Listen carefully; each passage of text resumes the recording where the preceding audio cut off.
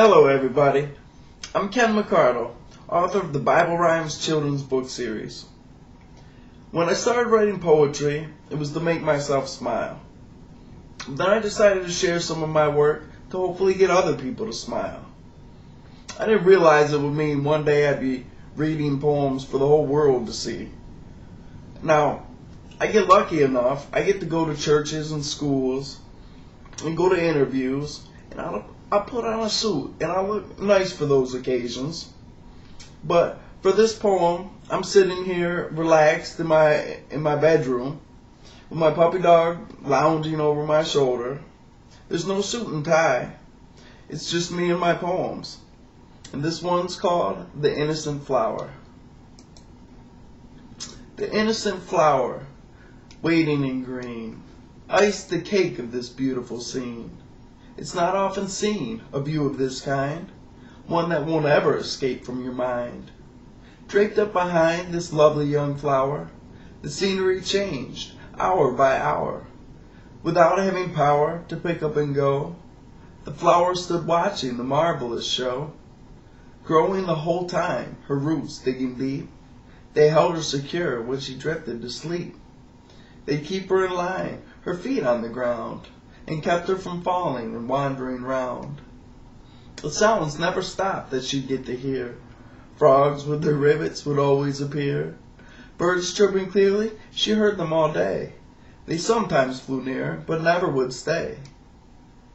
Squirrels liked playing right next to her too, but didn't say bye when their games were all through. Viewed from afar, the flower looked great. Her petals spread proudly, looked surely ornate. But she was frustrated, and sometimes she'd moan, so tired of living a life on her own.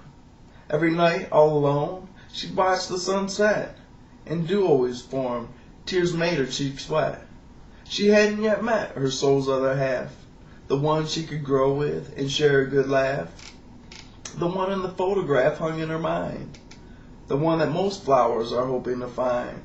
The one she'd recline with and live out her years, the one that would hug her and dry up her tears. She feared for the worst on one lonesome night. Clouds filled the sky, blocking all of the light.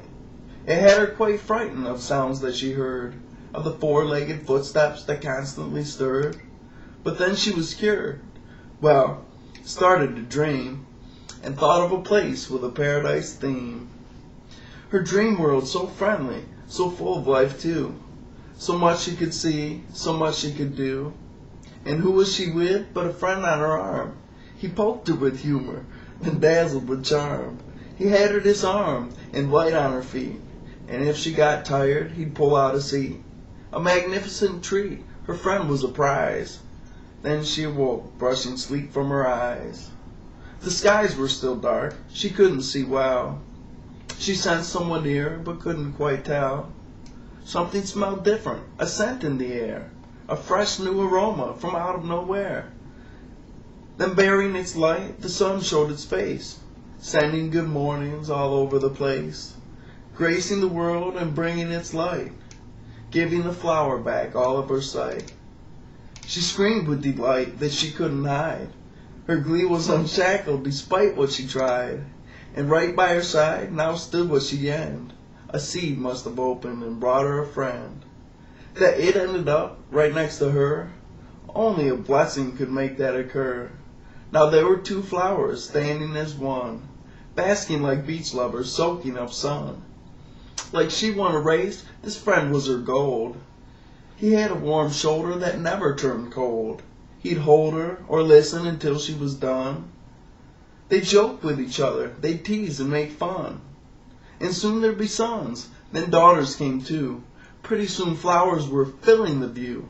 Her wish had come true, and he felt the same.